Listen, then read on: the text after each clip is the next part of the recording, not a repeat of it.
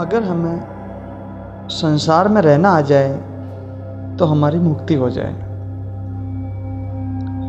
संसार में रहना भी एक विद्या है। उस विद्या को हम ठीक से समझ ले और काम में लाए तो हमारा जीवन ही सफल हो जाए। किसी भी काम में लगो, उस काम को करने की विद्या आनी चाहिए।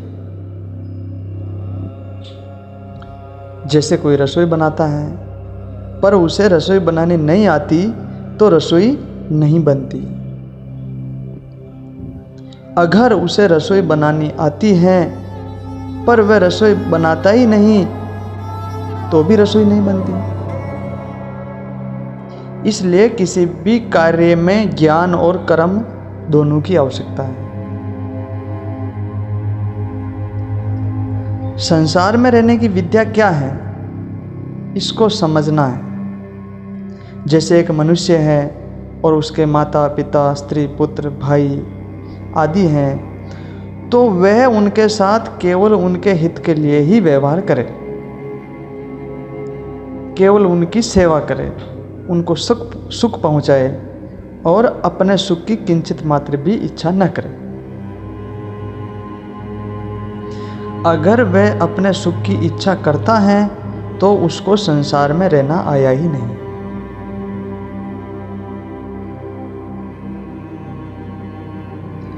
आप अपने कुटुंब में रहते हैं तो कुटुंब की सेवा करते हैं, पर जब बाहर चले जाते हैं तब वहाँ सेवा नहीं करते, प्रत्युक्त सेवा लेते हैं। कोई हमें मार्ग बता दे, हमारी सहायता कर दे, हमारे को रहने की जगह दे दे, हमें जल पिला दे, हमारे को ऐसा कुछ दे दे जिससे हम अपनी यात्रा ठीक तरह से कर सकें।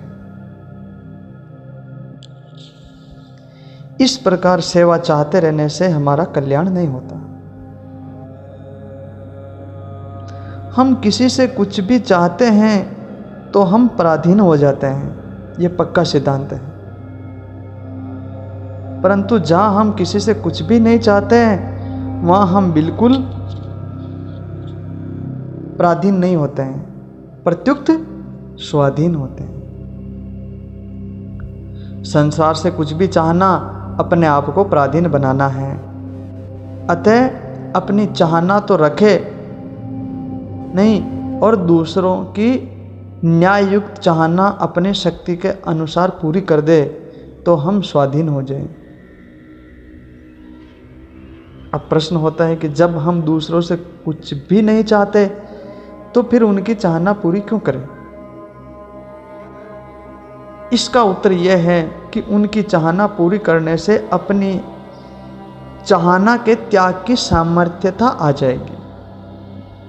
अगर हम अपनी चाहना पूरी करने में ही लगे रहेंगे तो अपनी चाहना के त्याग की सामर्थ्यता नष्ट हो जाएगी और हम सर्वथा पराधीन हो जाएंगे, पतित हो जाएंगे। अगर हम उनकी सेवा करते रहेंगे तो हम स्वतंत्र हो जाएंगे, संसार में रहकर संसार से ऊंचे उठ जाएंगे। इसी को मुक्ति कहते हैं। अर्थात जिसका मन साम्य अवस्था में स्थित हो गया है उन पुरुषों ने जीवित अवस्था में ही संसार को जीत लिया है। साम्य अवस्था क्या है? जो भी अनुकूल परिस्थिति मिले उसमें सुख दुख हर्ष शोक न हो। संसार की मात्र परिस्थिति हमें कभी डिगा न सके तो हमने विजय प्राप्त कर ली। यदि संसार की अनुकूलता और प्रतिकूलता हमारे पर असर कर दिया तो हम हार गए। अनुकूलता प्रतिकूलता हमारे पर असर कब नहीं करेगी? जब हम संसार से अपने लिए नहीं रहेंगे, प्रत्युक्त संसार के लिए ही संसार में रहेंगे। इस प्रकार रहने से हम संसार से ऊंचे उठ जाएंगे।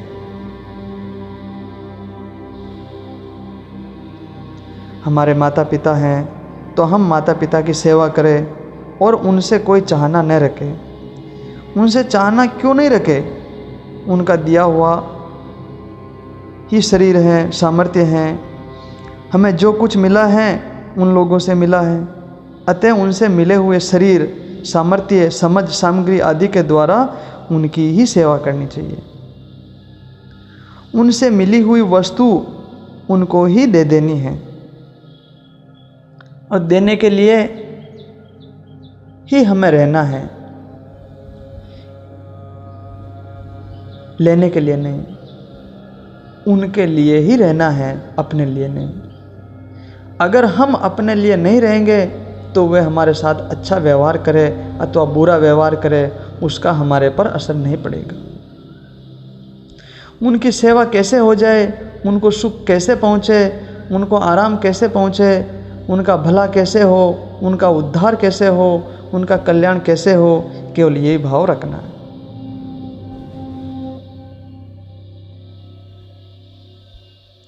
तो कईयों के मन में यह शंका होती है कि ऐसा करने से हम तो दुखी हो जाएंगे।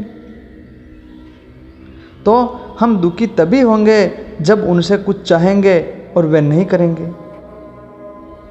हम उनसे कुछ चाहते ही नहीं तो हम दुखी कैसे होंगे?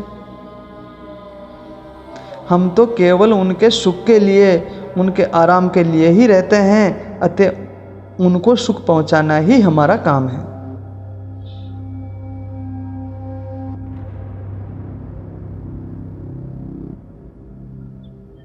तो मन में ये भी शंका होती है कि अगर वे हमें दुख पहुंचाए तो वे हमें दुख पहुंचाए तो हमारा बहुत जल्द कल्याण होगा। हम उनकी सेवा करते हैं और वे हमें दुख देते हैं तो इससे हमें दुगना लाभ होगा। एक तो निष्काम भाव से उनकी सेवा करने से त्याग होगा और दूसरा वे हमें दुख देंगे तो हमारा पाप नष्ट हो जाएगा, जिससे हमारा अंतःकरण शुद्ध होगा। तात्पर्य है कि वे हमें दुख देंगे तो अंतःकरण की पुरानी अशुद्धि मिट जाएगी और हम निष्काम भाव से उनकी सेवा करेंगे तो अंतःकरण में नई अशुद्धि नहीं आएगी। इसलिए उनको सुख कैसे पहुँचे, इसके लिए संसार में रहना है। अपने लिए कुछ चाहना हमारा कर्तव्य नहीं है। हमारा कर्तव्य तो उनकी चाहना पूरी करना है। जो भी धर्म के अनुसार, शास्त्र के अनुसार उनकी चाहना हो वो पूरी करना। उनकी चाहना पूरी करने में दो बातों का ख्याल रखना है। उनकी चाहना न्याय युक्त हो और हमारे सामर्थ्य के अनुरूप हो। अगर उनकी चाहना न्याय युक्त हो पर उसको पूरा करना हमारे सामर्थ्य के बाहर की बात हो तो हाथ जोड़कर उनसे माफ़ी मांग ले कि हम तो समर्थ नहीं हैं और हमारे पास इतनी शक्ति ही नहीं है, इसलिए आप हमें माफ़ करो। अगर सामर्थ्य हो तो उनकी चाहना पूरी कर दे। इस प्रकार संसार में रहे। जैसे कमल का पत्ता जल में रहता है पर वह जल से भीगता नहीं, जैसे कपड़ा भीग जाता है वैसे वह भीगता नहीं है। जल उसके ऊपर मोती की तरह लुढ़कता रहता है। ऐसे ही अगर हम संसार में अपने लिए न रहकर केवल दूसरों के लिए रहेंगे तो हम भी कमल के पत्ते की तरह निर्लिप्त रहेंगे, संसार में फंसेंगे नहीं। इसलिए संसार में केवल दूसरों की सेवा के लिए ही रहें। उनसे मिली हुई चीज़ उनको ही देते रहे और बदले में कुछ भी लेने की इच्छा न करें। उनकी सेवा करने से पुराना ऋण उतर जाएगा और उनसे कुछ भी लेने की इच्छा न करने से नया ऋण पैदा नहीं होगा। अगर हम उनकी सेवा नहीं करेंगे तो उनका हमारे पर ऋण रहेगा और उनसे चाहते रहेंगे तो नया ऋण हम पर चढ़ता रहेगा। इसीलिए तो कहा है, तन पवित्र सेवा किए, धन पवित्र किए दान, मन पवित्र हरि भजन से त्रिविध होत कल्याण। ये संसार में रहने की विद्या है।